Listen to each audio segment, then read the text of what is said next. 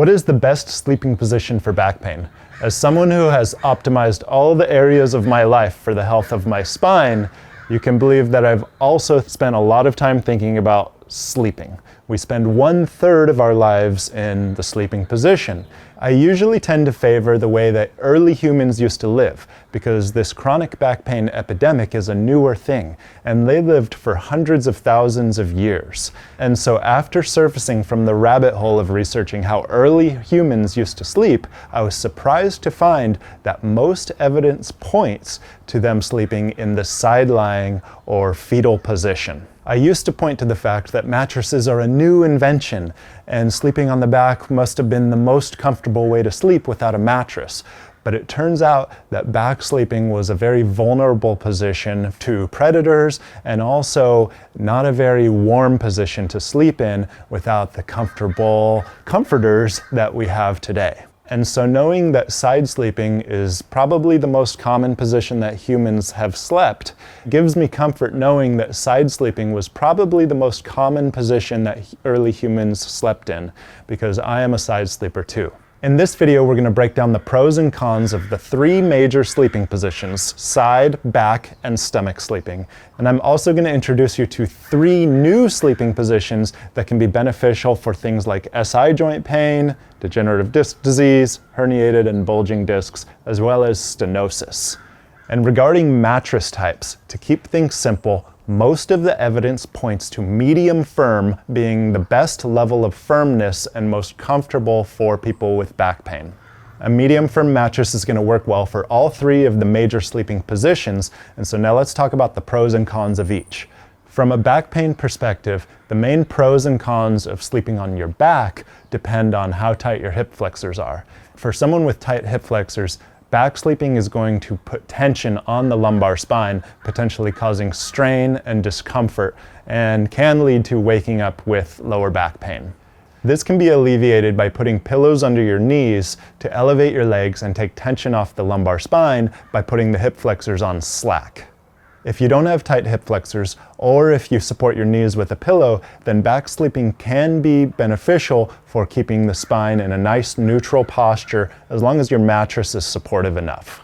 One other con about back sleeping is that it can exacerbate conditions like sleep apnea or snoring, and so side sleeping is recommended for individuals who struggle with these conditions. Moving on to side sleeping, the main pro is that it seems to be the most supportive and comfortable position for people with back pain in the literature.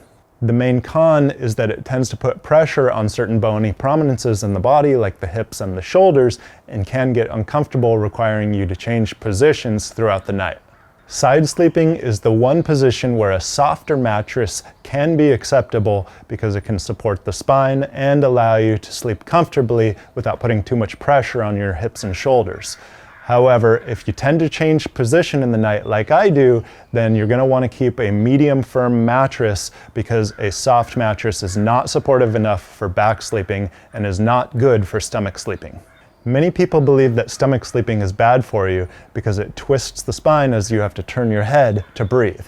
However, I kind of go against the grain here, and I'm okay with stomach sleeping because there are a couple ways you can do it that don't put this type of strain on the spine. Number 1, if you put your arm and leg up on the same side, it rotates the whole body equally and does not twist the spine in a bad way. The other way to do it that can actually be beneficial for certain conditions like spondylolisthesis and stenosis is if you roll up a pillow and put it right under your upper pelvis and lower abdomen, which can press up on your lumbar spine and help position your spine and pelvis in a healthier position for these conditions. It can offer relief that none of these other positions can provide.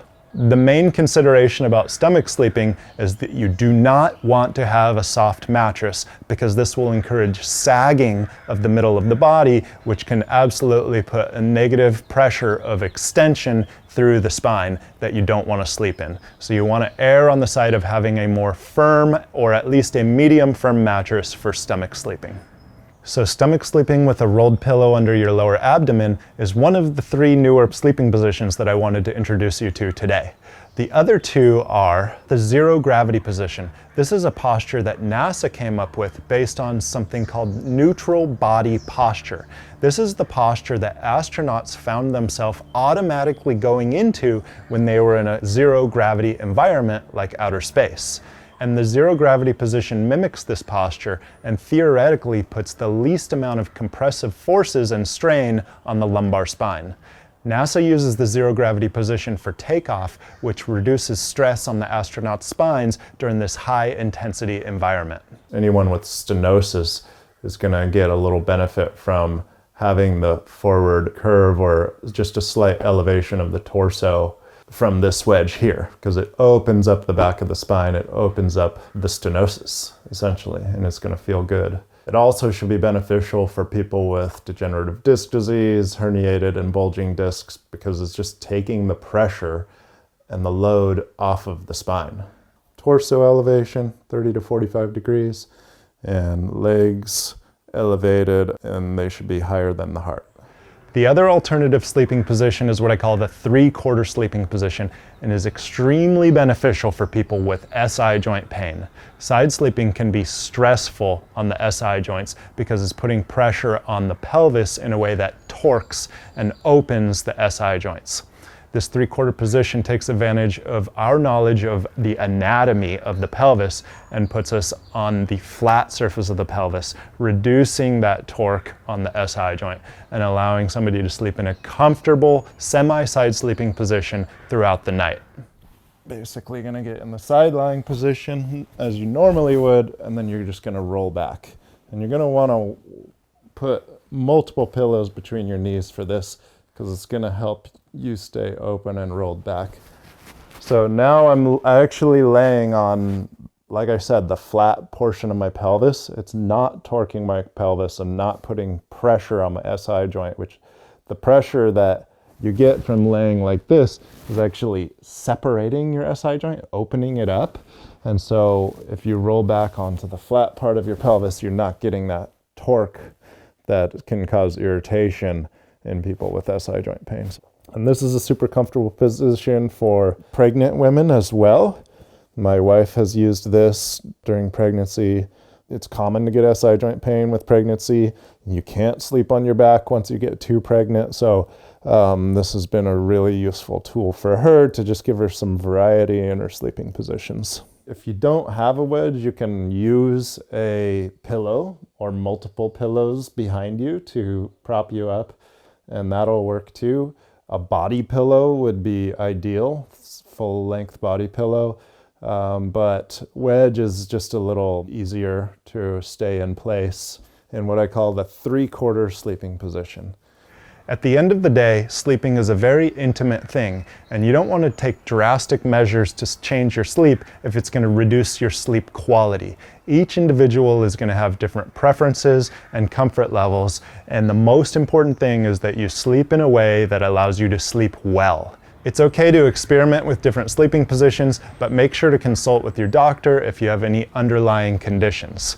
It's also okay to change sleeping positions throughout the night, and evidence suggests that early humans also did this. So just like sitting, there is no single best sleeping position, and it is going to depend on the individual. If you're interested to learn more about the ideal sitting posture, check out this video below, and if you have any other ideas or tips about the ideal sleeping posture or ideas related to sleeping, leave it in the comments below. I'll be back next week to talk about a different topic related to getting out of the back pain cycle for good, and until then, get down on the floor and connect to your core.